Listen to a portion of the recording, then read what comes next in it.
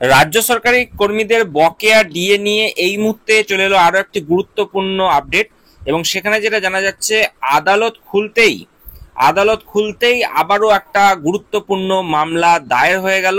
ইতিমধ্যেই আপনারা দেখেছেন যে আইনি নোটিশ পাঠানো হয়েছে এবং সেক্ষেত্রে মুখ্য সচিব এবং আরো উভয়কে, এবং সেক্ষেত্রে আজকে কি কারণে ঠিক মামলা দায়ের করা হলো, বকেয়া ডিএ নিয়ে আজকের আপডেট কি রয়েছে, চলুন এই ভিডিওতে আমরা জেনে নেব। তার আগে বলি বন্ধুরা, আপনারা যারা আমাদের চ্যানেলের সাথে যুক্ত আছেন তারা জানেনই এই চ্যানেলের প্রত্যেকটা ভিডিও কিন্তু দরকারি, তাই কেউ এখনো যদি আমাদের চ্যানেলটা সাবস্ক্রাইব করে না থাকেন তাহলে অবশ্যই আমাদের চ্যানেলটা সাবস্ক্রাইব করতে ভুলবেন না এবং পাশে থাকা বেল আইকনটি ক্লিক করে দেবেন যাতে নতুন আপডেট আসলে আপনার ফোনে পৌঁছে দিতে পারে। আমরা এই চ্যানেলে কিন্তু প্রত্যেকদিন নতুন নতুন লেটেস্ট আপডেট নিয়ে আসছি সরকারি এবং চাকরি রিলেটেড, তো তার জন্য অবশ্যই আমাদের চ্যানেলটা সাবস্ক্রাইব করে দেবেন এবং পাশে থাকা বেল আইকনটি ক্লিক করে অল নোটিফিকেশন করে দেবেন। তো বন্ধুরা, কোর্ট খুলতেই দায়ের হয়ে গেল আদালত অবমাননার মামলা।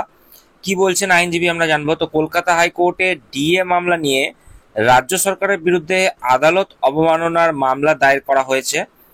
এই মামলার বিষয়ে আইনজীবী ফিরদৌস শামীমের সঙ্গে একটি সাক্ষাৎকারে বিস্তারিত আলোচনা করা হয়েছে। রাজ্যের সরকারি কর্মচারী এবং পেনশনভোগীদের জন্য এই মামলাটি অত্যন্ত গুরুত্বপূর্ণ। তো মামলার প্রেক্ষাপট কি রয়েছে জানবো। এই মামলার মূল কারণ হলো রাজ্য সরকার সুপ্রিম কোর্টের নির্দেশ মানেনি।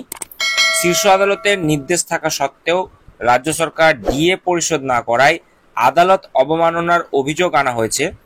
আইনজীবী ফিরদৌস শামীম জানিয়েছেন যে প্রথমে রাজ্যের মুখ্য সচিব ও অর্থ সচিবকে আদালত অবমাননার নোটিশ দেওয়া হয়েছিল, কিন্তু তার কোনো সদুত্তর না মেলায় অবশেষে মামলা দায়ের করা হয়েছে।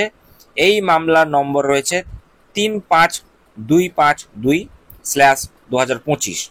তো মামলার বর্তমান অবস্থা কি রয়েছে, আইনজীবী ফিরদৌস শামীম জানিয়ে দিয়েছেন যে এই মামলাটি মাননীয় বিচারপতি সঞ্জীব করালের বেঞ্চে উল্লেখ করার কথা বা চেষ্টা করা হবে, কারণ তিনি মূল রায় দিয়েছিলেন।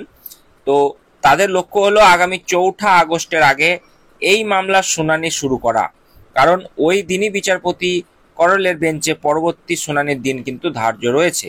অর্থাৎ আপনারা বুঝতেই পারছেন, এই সঞ্জয় করাল যিনি রয়েছেন তার বেঞ্চেই যাতে মামলাটি শুরু হয় বা মামলাটির রায়দান শুরু হয় বা শুনানি শুরু হয়, সেই দিকেই কিন্তু এগোচ্ছে এরা। এবং তাদের লক্ষ্য হচ্ছে আগামী ৪ঠা আগস্টের আগেই এই মামলার শুনানি শুরু করতে হবে, কারণ ওই দিনই বিচারপতি করালের বেঞ্চে পরবর্তী শুনানির দিন ধার্য হয়েছে। তো রাজ্য সরকার একটি মডিফিকেশন অ্যাপ্লিকেশন দাখিল করেছে, যেখানে তারা তাদের অবস্থান পরিবর্তনের আবেদন কিন্তু জানিয়েছে। তবে ফিরদৌস শামীমের মতে এই অ্যাপ্লিকেশনটি গ্রহণযোগ্য নয়, কারণ এতে স্ববিরোধী মন্তব্য রয়েছে।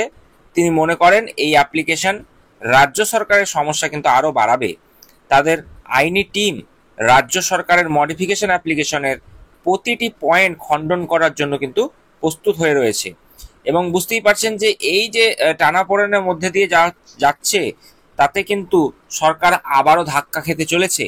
কারণ উল্লিখিত সময়সীমা পেরিয়ে যাওয়ার পরেও, এবং যে আমরা দেখেছিলাম অর্থ সচিব এবং যিনি রয়েছেন মুখ্য সচিব, তাদেরকে কিন্তু নোটিশ গিয়েছিল, তারপরেও তারা কোনো রকম সদুত্তর দিতে পারেনি। তো সেটা নিয়েই আমরা দেখতে পাচ্ছি যে আবারও মামলা দায়ের হয়ে গিয়েছে সুপ্রিম কোর্টে। আমরা দেখছি যে সুপ্রিম কোর্টে একাধিক বেঞ্চে আমরা এই মামলার শুনানি হওয়ার সত্ত্বেও কোনো রকমভাবে নিষ্পত্তি করতে চাইছে না রাজ্য, এবং সেক্ষেত্রে একাধিক এক্সকিউজ, এবং সেক্ষেত্রে যেটা জানা যাচ্ছে যে কোনো রকম সদুত্তর না মেলাই এই মামলার নম্বর যেটা দেওয়া রয়েছে 352252/2025, এই এতে কিন্তু মামলার নম্বর কিন্তু রয়েছে। তো আগামী দিনে এই সংক্রান্ত আরো আপডেট আসবে, যেখানে আমি আপনাদেরকে আরো ডিটেলসে জিনিসগুলো জানাতে পারবো। তার জন্য চ্যানেলটি সাবস্ক্রাইব করে পাশে থাকা বেল বাটনটি ক্লিক করে দিতে ভুলবেন না।